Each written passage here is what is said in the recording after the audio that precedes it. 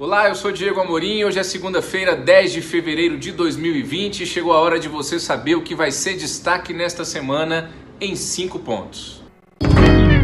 A semana começa com a repercussão da morte do miliciano Adriano da Nóbrega, conhecido como Capitão Adriano, apontado pelas investigações como um dos envolvidos no esquema de rachadinha do ex-deputado estadual, hoje senador da República, filho do presidente Flávio Bolsonaro. Capitão Adriano, ex-policial militar, foi morto, segundo a polícia, numa tentativa de prisão dele no interior da Bahia. Ele teria reagido a essa tentativa de prisão e acabou trocando tiros com a polícia, segundo a própria polícia, e morreu. Ele estava escondido num sítio que pertence a um vereador do PSL. O vereador do PSL admitiu que o sítio é dele, mas afirmou que não sabia que o miliciano estava escondido lá com armas e 13 celulares.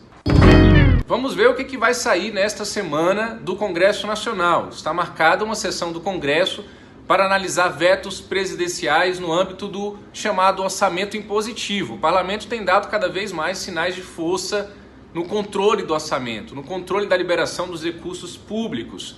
Se esses vetos presidenciais forem derrubados na sessão do Congresso nesta semana, e essa é a tendência, deputados e senadores conseguirão impedir que as emendas sejam liberadas apenas no fim do ano, como de costume. O que eles querem, principalmente já neste ano, é acesso a esse dinheiro das emendas antes das eleições municipais marcadas para outubro deste ano. A agenda nos plenários da Câmara e do Senado pode ficar prejudicada porque Rodrigo Maia e Davi Alcolumbre, presidentes das duas casas, têm uma agenda em Washington, nos Estados Unidos. Eles vão viajar para lá na quarta-feira, no meio da semana. Na Comissão de Relações Exteriores do Senado está marcada para quinta-feira a sabatina de Nestor Foster, que foi indicado pelo presidente Jair Bolsonaro para ser o novo embaixador do Brasil em Washington, capital americana. Essa é a vaga que Eduardo Bolsonaro, deputado federal, filho do presidente, estava pleiteando aí durante boa parte do ano passado e acabou não conseguindo se viabilizar. Também nesse mesmo colegiado, a Comissão de Relações Exteriores do Senado pode votar nesta semana, está previsto pelo menos, a votação de um projeto que pode tornar mais rígidas as regras para uso de aviões da Força Aérea Brasileira. Esse projeto aí que tem uma importância maior depois da crise recente que acabou derrubando o número 2 da Casa Civil, Vicente Santini. Também nesta semana deverá ser criada finalmente a comissão mista para debater a proposta de reforma tributária que o governo e parte das lideranças querem votar neste primeiro semestre. Algumas lideranças dizem que isso é praticamente impossível. Essa comissão mista terá composição com 20 deputados e 20 senadores. O governo de Jair Bolsonaro e a sua equipe econômica ainda não decidiram se vão enviar uma proposta própria do governo para o parlamento ou se vão aguardar, essa é a tendência maior, vão aguardar a comissão mista, os deputados e senadores decidirem sobre as propostas que já estão em tramitação no Congresso, para aí sim o governo fazer algumas sugestões, alguns ajustes, propor alguns ajustes.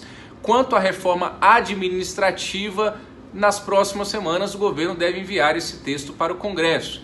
Lembrando que no finalzinho da semana passada a crise aí em relação a esse assunto ficou um pouquinho latente, com a declaração do ministro da Economia Paulo Guedes em um evento na Fundação Getúlio Vargas. Ele chamou os servidores de parasitas.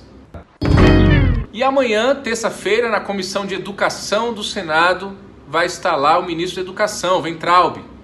Ele foi convidado na semana passada, após a aprovação de um requerimento de autoria do senador Randolfo Rodrigues, que é o líder da oposição no Senado, que pediu e que teve esse pedido aceito, que Weintraub fosse ao Congresso Nacional explicar essa última crise aí do Enem, o Exame Nacional do Ensino Médio.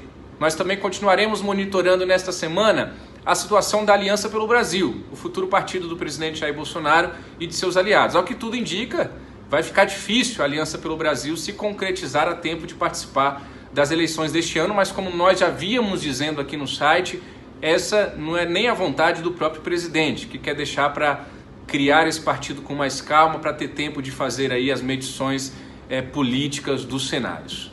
Fique atento conosco, sempre em primeira mão, em tempo real, com bastidores, com informação exclusiva, aqui no Antagonista e no nosso aplicativo A Mais. Um bom dia e uma ótima semana.